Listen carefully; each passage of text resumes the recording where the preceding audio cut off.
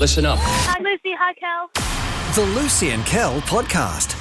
Hey everybody, ain't no podcast like a Friday podcast. Happy Friday, Luce. Happy Friday. Happy Friday, Casey. Happy Friday. Oh, Friday. Remember Friday, everybody? I used to be very much a big supporter of Friday. Oh, yeah. Still am. Don't say Friday anymore.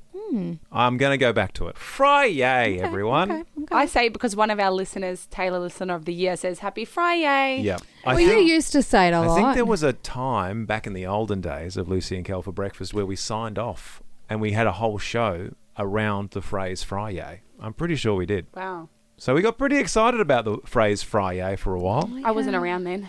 She was not around. I have no recollection of that, but I do believe you blocked that out of your mind? I believe you at all, actually. All right. Don't have any phrases that you love saying at the moment? I do. Yeah. Oh, it does she. I watch a lot of SNL. I really like stand-up. I love improv comedy. And every time they say things on SNL, I end up saying myself all the time. I feel like, what are we doing? What's going on? That'll only make sense to SNL fans, but I can't help it, and I love it, and it is just who I am at the moment. I love SNL. And I love, there's a show also that I'm addicted to at the moment, which is Last One Laughing, which I know has been around forever, but I'm addicted to the British version, and Kel and I can't stop watching that, and I've got an idea about it. They're all comedians that are locked in a room for 6 hours, and if you laugh, you're out. Oh. And I've just thought, I want to come into this show one day and not laugh and see if you and Kel can make me laugh. Or even a podcast episode. Like, even from now, if I stop laughing, can you make me laugh before the end of the podcast? That's such a good idea. I reckon so. You want us to try and make you laugh now? Yes, that's right. All right, I'm just going to play you something and we'll see. So you're not allowed to smile? No. And have you got your headphones in? Yes. All right, you're not allowed to smile and you're not allowed to laugh. So I'm going to play this and we'll just see how focused you are. Because I think it's pretty hard not to smile and laugh at stuff. Mm-hmm. Like, it's normal human behaviour to react like that. So, all right, here we go. I'm just going to play this out of the blue with no context and we'll see what Lucy does. Look very carefully at Lucy's face, Casey. See if you can detect a smile. Here we go. I'm a generosity monster. You can't stop me. I'm just going to be generous. No. That's pretty good because that gave you a big smile last week. That was great. That was very funny. What about this one? I laughed. What about this one? Ready? She did an upside down smile. Pretty close. Pretty close. No, you're allowed to not do that. Well, you're allowed to put faces saw on the the show. edges of your mouth on either side go in an upward direction. Not as easy as you think. No, it's not easy as you think. Funny. All right. And that's Lucy laughing at herself. And normally, I love a good laugh at myself. that's a guarantee. Oh. There you go. You made her laugh. Oh, you did. There we go. There we go. Yeah, Why easy. would you want to live in a world without laughter? I know. It's such a funny show, though. It's such a feel-good show. I love it. Have you ever laughed so hard that the back of your head hurts? You laugh so hard you feel sick. Yeah. I love those moments in life. When I used to make Kel laugh back in the day, I'm not make him laugh anymore. You make me laugh all the time. Sometimes when I make Kel laugh and he touches the back of his head, I know his head is hurting from laughing, then I know you feel good. I feel so good. That's so you got funny. you actually, I think with your laughing, you've got to tell. So yeah, if I'm laughing so hard, then I can feel the back of my head hurting. I know that I'm having a good time. I know if Lucy snorts, if she laughs and then it ends with a snort, she's having a great time. She's having a great time. I snort. Genuine. Yeah. I've laughed so hard once that my rib has slid out. But I don't know what this bit is called. Yeah. What? The doctor said... Yeah, that people could get it if they cough or sneeze too hard or laugh too hard. Wait, hang on. laughed. Ribs are attached to a rib cage. They don't slide in and out. No, it's I not think, but no, Jenga. no, no, We're not pulling pieces out. Or some bone up here. No, I do. I forgot what bone ribs, it's called. Ribs are also, they've got that, I don't know, it's tendons, but it's like muscular sort of mucousy sort of, it's a bit going on with ribs. It was called something sliding syndrome. So That's you- what it's called. Sliding syndrome. Yes, I'm Wait. being legit. Wait. So you laughed so hard that Yes. you dislocated one of your ribs. Correct. And it just naturally goes back in after a week. So he said, don't laugh, don't sneeze, don't cough. Can you remember what you were laughing at to laugh so hard that you would dislocate a rib? I'm pretty sure it was in dancing and I just made one of my friends laugh. And you know when your abs start hurting? Yes. That happened and we were past that and kept laughing. So my rib popped out. There you go. Such a Casey story. Yeah. That is such a Casey One day story. I laughed so hard, my rib just popped out. My rib popped out. actually true. My head went that way and my ribs went that way. She's that kid. These stories that we just discover about I know. Casey. You think you know someone and then they pop a rib. I don't think I've ever laughed that hard before. Oh, dear. I've seen Lucy laugh so hard that she fell over. Oh. So you may have heard me talking about this a little while ago, but at one point here in the workspace, before there was a HR department, for some bizarre reason, we had a tennis ball machine. I don't know why we had one, but we had a tennis ball machine. I think we were learning to play tennis or something. And I'd gone out to a tennis court with you, Lucy, and had actually been attacked by a tennis ball machine. Yeah. They'd put it up to really high speed and basically fired tennis balls at me. That was me as well. Yeah, and Lucy thought that was so much fun that we somehow got a tennis ball machine in the office. She sent me out to get coffees. I came back with I'm going to say 4 or 5 coffees in a tray. Oh, no. And as I opened up the door to reception, Lucy fired a tennis ball at me from the tennis ball cannon, and it hit me right... Lucy! I'm going to say it hit me right in the bullseye. As I went down, as the coffee went everywhere, so good. Lucy laughed so hard, I cried. she collapsed to her knees and rolled around on the floor. Not breathe. It was so good. That's awful. It's so funny. So you know when they say rolling around on the floor laughing? Literally. That's literally what she was doing. Do you think anyone's going to laugh that hard listening to the rest of this podcast this afternoon? We can only hope. We can only hope? We can only hope. I don't want to hope that I don't want to fire tennis balls into listeners, but I'll do what I have to do. And I don't want to hope that somebody dislocates a rib, but I kind of do. Yeah. I want people That's a laughing. great testimony to the show. That is. Great testimony to the show. Actually, email us here at the podcast if you've ever dislocated something listening to Lucy and Kel for breakfast. The Lucy and Kel Podcast. We talked about the fact that Lucy and I were involved in a fire evacuation from a building just outside Melbourne Airport on our way to our Christmas holidays in Bali. Last year. So the night before we hopped on a plane, we booked a little tiny room in a hotel, one of those hotels right next to the airport where you're not there for a good time, you're there for a short time. Yeah. Wanted to catch up on some Z's and then launch from the hotel for an early flight to Bali. Yeah. So we got into the hotel, we went to bed, and at about 2 a.m, the loudest alarm I've ever heard. It's so loud, this alarm, that I woke up and I wasn't sure what anything was. It's that loud, it interfered with my brainwaves. Yeah. It was inside of my brain. That's how loud this alarm was. And I think it's a good thing because it was a fire alarm, quite obviously. And I do believe the fire alarm was going off and it did have a pre-recorded announcement of, get out. Get out. Get out. You are going to die. Get out. I don't know if that was wasn't exactly the phrase. Felt But like that. anyway, there was words of get out, let's go, hurry up, that sort of thing, in a very official way, plus one of the loudest alarms I've ever heard. Yeah. Lucy and I woke up in the hotel room and we sort of stayed there for a bit. Yeah. We're not very good enough. No, we're like, you're dead asleep. So you wake up going, what is this? You know how you do all the fire drills? Yeah. You might do a fire drill at your workplace or maybe you got a fire drill at home. But when it's actually really happening, we did all the wrong things. Yeah. So we stayed in bed for about 30 seconds and we're like, let's just wait. Let's just wait and see what other people are doing. Because we couldn't hear anyone in the hallway. Doing? Yeah. What's going on? We did realise it was an alarm, but again, you're thinking, is this for real? Are we for real right now? Because you wait a minute because you go, it's going to turn off. It's going to turn off, isn't it? It's going to turn off. It's going to be one of those false alarms. I ran into the hall. It still kept going, so Lucy went out and had a look at the hallway. And everyone was trying to get down the elevator and they were shut off. And so that was when I was like, that's not a good sign. And we were really high up. And I was like, this is not good. Lucy came back in, and what we should have done is gone out of the room and walked down the stairwell.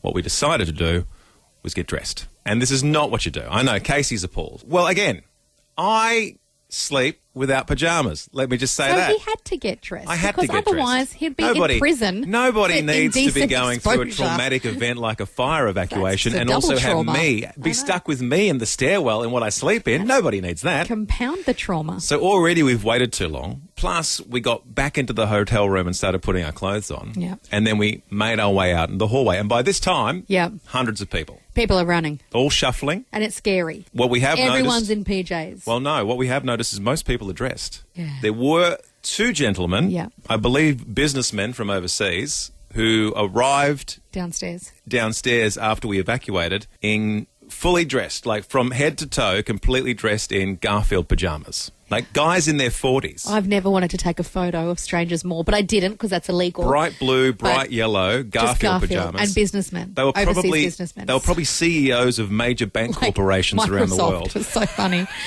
I, by the way, grabbed our passports because I was thinking Again, about... something you should not do, but we Yes, did. you should. They say take your ID. Did they? I thought they said just never go back. Don't look back. No, you grab your bag. I needed to grab a wallet, and then I grabbed our passports because if it's going to burn down, I don't want to lose our passports.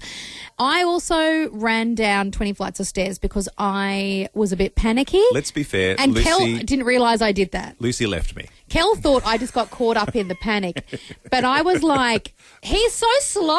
I was like, dude, we're going to burn alive and you're shuffling. So I'm like, I'm going to just run. Now, she's not push old ladies down the stairs energy, but it's a step before that. It's not far off. So you sort of weaved your way down the stairwell. And this is what we were talking about yesterday. I didn't realise that you stuck in a stairwell with 100 other people shuffling down to the bottom of the foyer of the hotel was a bit intense for you. I didn't realise that. Yeah, I hated it. I hate fire alarms. I don't like enclosed spaces. I certainly hate stairwells. I hate not knowing. So I just wanted to get outside so I knew, I was going to be okay. I think I've watched too many awful documentaries about too many awful things. So it's 2 a.m. We're outside in the cold. We're mostly clothed. Some of us are in our pyjamas. We're all out there down the bottom. We're all safe. And then the fire engine turns up with the firemen. And I'm not being sexist, but they just were all firemen at this particular... They were all men, yeah. And they walked past, and all the women were like, ooh, because they're all very muscular. Yeah. And they're all very And they're there brave. to save the day as well. Yeah, so you could hear an audible gasp from all the They're ladies. running in. They all ran into the...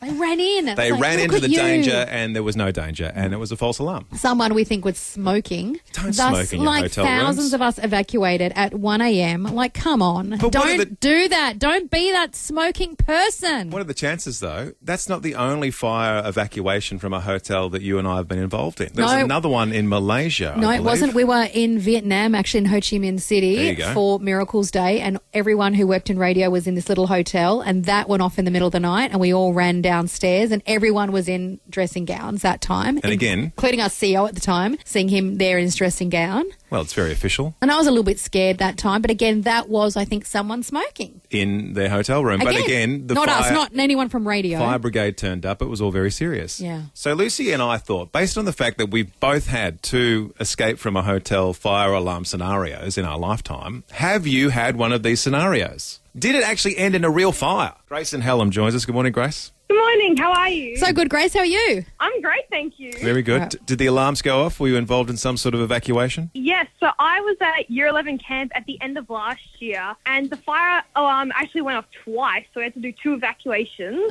The first time was when we were eating our dinner, and so the fire alarm went off. We were all in the dining area, and we had to run out, and fire brigade comes, fire people come, and they find out that it was someone's straightener. Somebody left a Someone's hair hair straightener in one of the cabins. It's a good start. So that's the first fire That's alarm and excellent. evacuation. You Great. successfully negotiated that. What's the second one? So the second one was at 11:55 at night. Everybody was in their cabins. We were supposed to go to sleep. I think some people were nearly about to fall asleep when the fire alarm went off. We all run into the main foyer area, but there were no teachers, and so everybody's starting to panic because if there's a fire, that's dangerous. But we couldn't go out because the door's locked from the outside. So if we went outside, we could not come back in. But then we were also like, what if there's an intruder? We're just announcing ourselves then. So everyone's kind of panicking for 5 minutes in the foyer whilst we're waiting for someone to tell us what to do. And then 5 minutes later, teacher finally comes and goes, everybody outside. And so everyone's walking outside. And then 15 minutes later, same fire brigade shows up. The truck, my and the gosh. employees come and they're waving at us. And it was one of the teacher's showers. The steam from the shower caused the fire alarm to go off. No. This is a... The sensors were just updated because they were really sensitive. Of This is exactly course. how school camps should go. This is Yeah. exactly what happens on school camps. All of these shenanigans. Make good stories, all of these though. Good evacuations. stories. That's good. That's good, Grace. Thank you, Grace. That was 2 evacuations in the one For the night. price of one. Good morning, Soraya. Good morning. Were you involved in an evacuation? Was there an alarm that was very, very loud? Yeah, it was actually during a hospital stay. Oh, wow. So you're in Okay. hospital. Wow, that's not good. Yeah, so I'd been through a whole mental health crisis. At this point, I was in mother-baby unit. And the fire alarms went off at 2 a.m. And so a bunch of us mums were kind of waking up, looking at each other like, what's going on? Oh, it's probably a false alarm, until we could actually smell smoke. That's the ultimate, isn't it? So the alarm's going off, and normally it's a false alarm. But if you've got an alarm and smoke, that is panic time. Had a baby left on a hair straightener. Soraya. They don't evacuate everyone in hospital. They kind of... Yeah, it's so hard. You complicated. can't. How can you? That must be the hardest building The on hardest the planet. building to evacuate would be a hospital. Unbelievable. Impossible. No. Yeah. I had learned after that, so the mother baby unit and the psych ward are kind of back to back. I had learnt that someone had lit a fire under their bed in the psych ward. Oh, no. Okay. So they had evacuated the entire psych ward, and they had brought 1 or 2 asthmatic psych patients into the mother baby unit, which we were a bit like, yay. Right. Again, Soraya, we've talked about teachers this week and how they need to be paid more. Nobody needs to be paid more than nurses That's and doctors and anyone that is working inside of the hospital. Oh, gosh. That is an extraordinary... Do you know, that reminds me, though, where I gave birth was in the news a couple of years after, because that entire mother-baby unit was evacuated because they thought, and they sent hazmat suits in because they thought there was a huge chemical leak, and someone had brought someone a durian as a gift and they'd cut it open, and durians have that smell. They had evacuated that Locked baby. the building down because of a fruit. And there was hazmat suits because they thought it was a chemical, and it was just durian. That's amazing. And it would be the most complicated building to evacuate in a hurry. Shout out to everybody that works Not for at a me. hospital. I just run out. Oh, everyone for yourselves. The Lucy and Kel podcast. You're going to love this next bit. Oh, spoiler alert. Listen, this is the thing, like family. I bought Kel his very first pair of UGG boots. Which the I other week. appreciate. I presented them to him. He was so excited. I'll fall in love with them. He's fallen in love. It's a love relationship, and he's been getting around the house, and I've been so happy and so proud because I'm like, oh, he really likes them. And I was very ecstatic to see that you had embraced the Ugg-ness of it all around the house. Then today I look down, and he's wearing them here in the studio. Now, in my defence, it's Casual Friday. And I don't really have so much a problem with that because we work on radio. No one is here. Casey's in active wear. I'm sitting here in active wear. There's no one in the office on a Friday, so we don't have to wear corporate clothes, or even we can wear whatever. We can be in pyjamas. Also, We can do in my whatever we defence, wanted. we work in radio, so we never have to wear clothes that... Yeah, we do because we're on Mean camera anything. 24/7. And yeah, most of the cameras in this studio are just for security purposes. Right? Upper level management. No, but the thing is, I don't mind you wearing them inherently on a Friday in here. This is what I have the problem with, and I believe women will hear me out because you're like, this isn't a thing. I'm like, no, it is a thing, mate. You're doing the thing that you hate me doing the most. Leading the winners. I believe everyone will agree with me on this before you've even said what you're going to say. I think you'll find, that's what Kel says. Sometimes Kel and I've been arguing. I think we can safely assume everyone's going to say, you're right, Lucy. Sometimes Kel and I've been having adult arguments. He'll go, I think you'll agree. And I'll be like, don't even start a sentence saying, I think you'll agree. That's so and now awful. you're using it on me. But I think Melbourne will agree. This is the thing. Just hear me out. If Kel's at home walking around our lovely brand new wooden floors and he's got his lovely Uggs on, yay, everyone's winning. Then he goes outside. Today and I he went walks outside. down the driveway. Yep. Then he gets in his car. Yep. Then he parks out the back of the light, which Yep. is at the moment a building site. Then he walks through the building site. He's walking do not on walk gravel. through a building He's site. walking through oil and grease on the floor I know. It's- from can I rat say, droppings. hey, listen, He's walking you're leading- through rubbish. You're leading the witness. Then he I walks hop out into of my car. Oh no! I hop out of my car at the back of the building. I walk 4 steps to the door and I'm inside. There's no building site. But There's no hang on, big hang on, potholes. hang on. Sorry, objection, Your Honour. Objection. I don't mind this as a one-off happening, but I'm saying if you now leave the light and you go to Eastland and you go to a car park and you go here and you go there and then you go home and then you go, I'm going to remain in these shoes. They are no longer Ugg boot slippers for home. They are outdoor shoes. And that's exactly what Casey said. She goes, your indoor Uggs are indoor Uggs until you wear them outdoors once, then they become outdoor Uggs. And so this is my problem. Uggs are made for indoors unless you want another pair of outdoor Uggs. And that's okay, but never the twain shall meet. So survey says this morning, Survey says. you can't wear your indoor Uggs Outdoors. outdoors. Because then they're outdoor Uggs. Well, sorry, Frankston. Apologies. Because I've seen a lot of people wearing Ugg boots outside. I wasn't planning on And wearing that's these. okay because it's their outdoor Uggs. I wasn't planning on wearing these outside, but my personality is now the more that you're inconvenienced by this, I think these are my outside Uggs now. I might kick a football in these now. Oh, my gosh. How about a muddy football? Why don't you just go? Why don't you walk through the botanical gardens when the leaves are down and you just push through all the autumnary leaves? I didn't know the rules. There's not a little booklet that comes with the UGG boots. I didn't know the rules. I didn't know your There UGG is. boots. It says rules for UGG boots. Number 1, these are indoor UGGs. Unless worn outside, then they default to outdoor UGGs and you need to purchase a secondary pair. Well, that's a great business model, but I still don't think that's anywhere on the box when you buy a pair of UGG boots. Does this fall into the same category as slippers? Any Uggs sort of bedroom slippers. footwear? UGGs are, repeat after me, UGGs are slippers. UGGs are slippers. Wait, I grew up in Moorabbin in the halcyon days of 1983, and I'd say 1 in 3 people wore moccasins outside all the time. To the petrol station, down to the Moorabbin Oval to watch the Saints get smashed on a Saturday afternoon. Moccasins were the go. And you're saying moccasins aren't outdoor footwear. I'm not sure how you're not hearing me.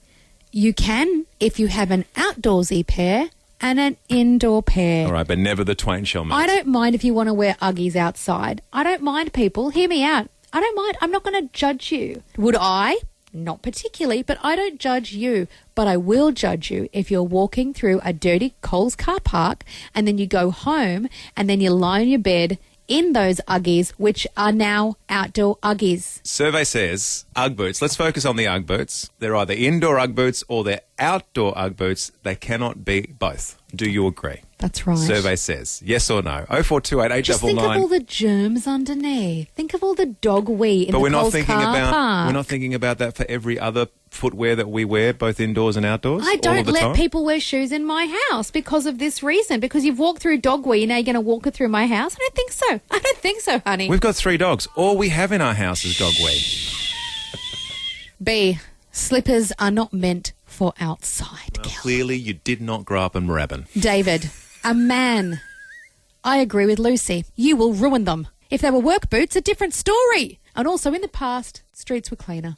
Streets were cleaner. It's true. Back in the day. You're right. In my day, streets were cleaner. That is the most rose-coloured glasses thing I've ever heard in my life. Yeah. Oh, the streets were different back in my day. You could wear your You could eat off slippers the out. streets You could back in wear the your slippers 70s. out. It'll be fine. Now these days, the young ones. Oh, gosh, they're filthy. Juliet Needithfield. Yes, Kel. You need outdoor Uggies for outdoor and indoor Uggies for indoor. And now you have worn them out. Now you need new indoor Uggies. Yeah, it's this weird Do you thing. understand? Now that We all it's like said I've this. broken a magical spell on them. Fiona, indoor and outdoor shoes only. Susan, morning guys, indoor shoes stay indoors. Outdoor shoes are taken off at the door. I'm Team Lucy on this one. Marlene, Uggies are for indoors all the way. Oh, Uggies are only for indoors. Corrine, absolutely. Either indoor or outdoor, but definitely not both. Thank Right. you very much. Good to know. Kathy wants to know if you wear moccos. No, he wears Uggies, like the little short growing up booty in boot Moorabbin. ones. Booty ones he I'd wears. say from Moorabbin all the way down to Frankston in the 80s, the moccasins were the shoe of choice. Well, you know what? The other all day, the way down the peninsula. when I went there. and bought you those, Yeah. they had moccasins. Yeah. And I looked at them and I Mockies was are like, great. who is Kel? Is he a mockie or is he more of a short boot Ugg boy? The mockies were a bit too... I was a mocky dressing gown guy. Well, now you're not. You're an Uggy boy. And then Erica says, I am with Lucy on this one. I cannot think of anything worse than wearing Ugg boots that are indoors outside and then bringing all those germs into the house. She goes, I don't wear shoes in my house. It's a long text. Let me get through it before you interrupt, Erica. She goes, I don't know any other people who wear shoes in the house for the same reason. She goes, you walk through multiple germs during the day and then you're walking that into your house. She goes, Uggs are slippers and they should be worn as slippers. 461 just texted in. Another vote for Team Lucy. How is this even a survey? It is inborn knowledge. It is instinct. It is logic. Whoever that person is, yes, listener of the week. Give them a prize. It is instinct. It is we don't even logic. know who it It is. is knowledge. I'm going to find out their name. Okay. Eric, who's calling from Interstate, joins us. Good morning, Eric. Kel, how are you? I'm very good, Eric. Have at it, Eric. I'm a big boy. I'm big enough and ugly enough to take this. How do you feel about me wearing my indoor Ugg boots outside? Look, just a slight disclaimer Lucy doesn't know about. I might do what you do, but... Eric, that's not what Hang you on. texted in. Hang on. You're a perpetrator of this and now you're going to... No, but come on, Eric. What were you going to say now? 100% you can't wear outdoor shoes inside. Lucy, buy him a flannelette shirt. Yes. Okay. I used to rock those as well. Yeah. We've got friends in Japan, no shoes. In Yes. hotels there, Yes. you get the slippers, so Yeah. free slippers at least. a very cultural Let's thing. talk about that. It's a very Asia, cultural in thing. general, Yep. you do not wear your shoes from outside into your house. And they have got it right. There's so many things I'm learning, but I think, Eric, you want to ask about, or you're actually going to make a statement about Crocs? Yeah, you'll buy some Crocs, but my cousin in the Netherlands, they actually rock the wooden shoes, the clogs. Oh, the clogs. Oh, I've always been fascinated with clogs, Eric. How can they be comfy? Well, this is the thing. You don't know until you try. We're digressing. Are there Don't try outside clogs and No, inside look, clogs? look, everyone, he's trying to divert your attention from him being a terrible human. The Lucy and Kel podcast. So, for those playing the long game, I have a random allergy. And that allergy is sunflower seeds. Do you think Not- that's random? Yeah.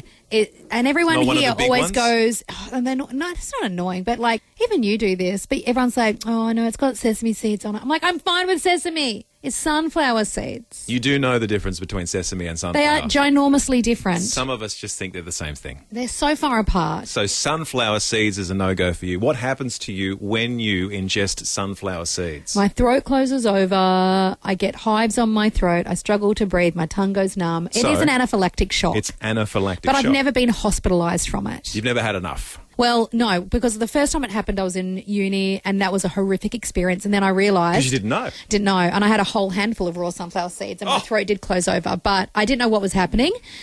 And so I didn't go to hospital. I'm being serious here as somebody who's married to you, and I've never asked this question. Do you feel it on your fingers or do you have to ingest it? Feel it in my fingers. Yeah, that song about allergic I feel reactions. it in my tongue. From Boyzone. Struggling to breathe now. Don't joke about it. Okay.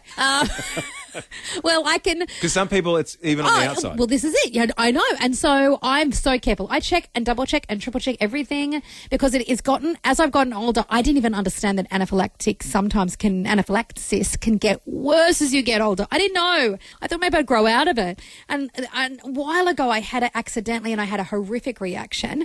Again, I didn't go to hospital. I waited it out. And this is terrible. Don't be like Lucy, anybody. Don't do this. Please know when I say this, it's the dumbest thing I've ever done. But I keep thinking, I'll be fine. She'll be right, mate. When you went through your episode yesterday, Casey and myself, all we did for 40 minutes was try to get you in the car and take you to emergency, and you fought us off. I know, I did. Well, I felt like I would know if I was going to die. You know, Do you, like though? I just felt like I would know. It's a pretty fine line. So You're like, yesterday, I go and buy these beautiful chocolate bars from Woolies, and they don't say anything about nuts on the front or seeds or anything, and it says choc malt bar. Like, who puts sunflower seeds in a choc malt bar? I will say, for context, it's one of those weird health bars where they're clearly replacing some ingredients with other ingredients. So I gave Kel the bar. I didn't even have it. And Kel's like, do you want half? I said, nah, but I'll have a bite because I want to see what they taste like. I bite the bar. Within 15 seconds, that's how quick it is for those who have these kind of issues. I look at Kel because my throat goes itchy and I go, uh-oh. And Kel's like, what? And I said, my throat's going funny. And then I was like, the bar. And then I ran out to my desk where the box was. I checked the box ingredients. There it says fourth ingredient, sunflower seeds. And then I run back to Kel and I'm like, I think I'm going to have an anaphylactic shock. I'm going to get some water. So I start smashing water. I take some Telfast really quick. My whole tongue goes numb. I'm struggling to breathe. Yes, I know. I just want everybody to know I understand. I should have gone to hospital. And in hindsight, I regret it.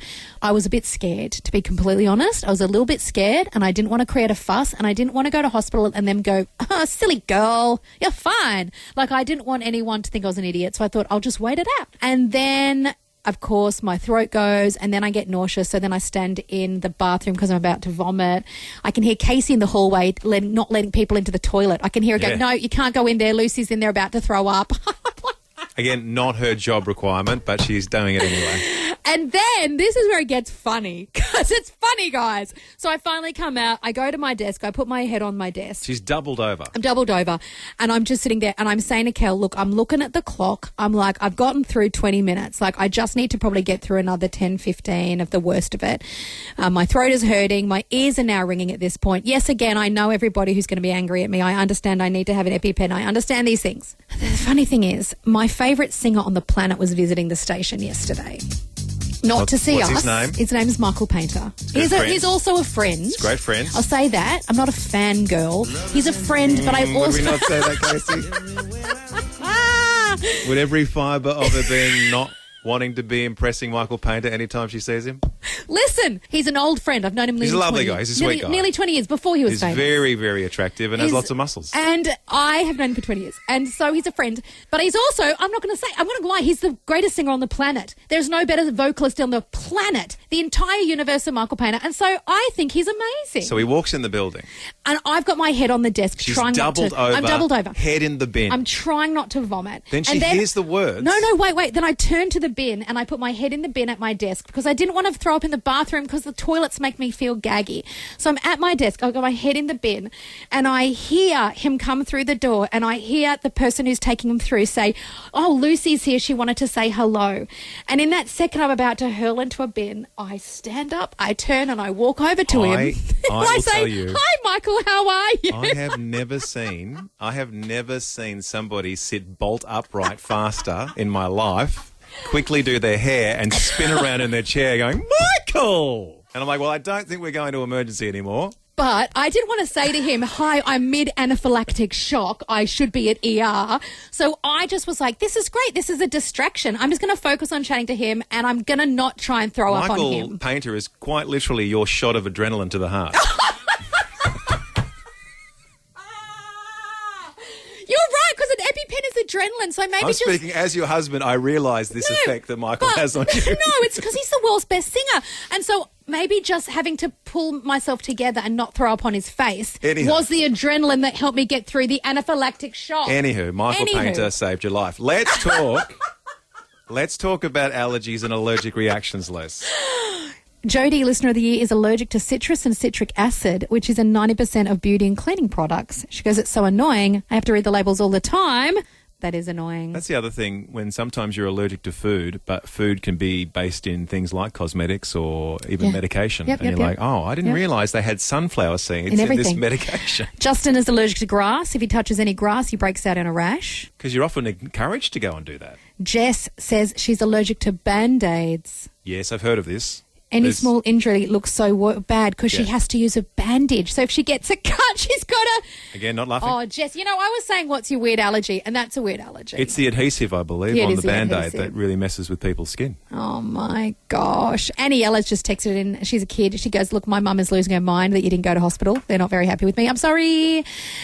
She goes, "I went to a friend's house once for a sleepover and I sneezed, but only in her bed, and it's her cats." Yes. Yeah. No, she goes, "Thought it was the cats, but it's her bed. It wasn't the cats. Her friend's bed makes her sneeze." Oh, maybe the down in the doona or something like that. Maybe it's down or something. Amy in Narre Warren. Hello, Amy. Hello, how you going? Good. Your daughter was allergic to nightshade. Now, whenever I hear nightshade, I feel like I'm in like a Dungeons and Dragons movie. Beware the nightshade. Yes, beware the nightshade. Well, what does nightshade mean, Amy? So it's basically a type of seed that kind of grows certain fruits. Thinking your potatoes, your tomatoes, onions, blackberries, And is this It's so vast. It's so vast. Is this across the board for your daughter, Amy? He was allergic to dairy, egg, nuts, soy, gluten. Poor Amy, little and it must take forever to sort it all out, Amy. It probably took us a year to figure out exactly what her triggers were. Well, she's a brave little warrior. I know you love her to death, but you've got the patience of a saint to go through all of that to try and figure out what it is that triggers, especially when you're highly allergic to that sort of stuff. Our thoughts and prayers are with you and your darling daughter, Amy. Well done. That's a big year trying to figure all that out. That's big. We've got Penny on the phone as well. Hello, Penny. Good morning. I'm so glad you're okay, Lucy. Very dangerous. I know. I'm sorry, everyone. I'm naughty. Big smacks for Lucy. Here we go. Smack on the wrist. I'm sorry, everybody. I know. Penny, you've got a weird allergy as well for your daughter. So she's got the usual nut allergies, the anaphylaxis to that, but she also, we found out from a couple of overseas trips that now she also has an anaphylaxis allergy to monkey hair, or monkey dander is the correct term. Monkey dander. That has got to be the strangest allergy I've ever heard of. Monkey dander. Is it an anaphylactic reaction or is it just a rash? The first time when we were in Vietnam, we went to Monkey Island, and she just broke out in the weirdest hives that I've ever seen, weirder than the nut hives. The second time we were in Phuket, and that's when she started to have the anaphylactic reaction. She ended up in ER. She needed 2 doses of adrenaline. I'll tell you what, Penny, gosh. and you're stuck on an island surrounded by monkeys. Monkeys are shifty enough as it is already, and now that people are allergic to them.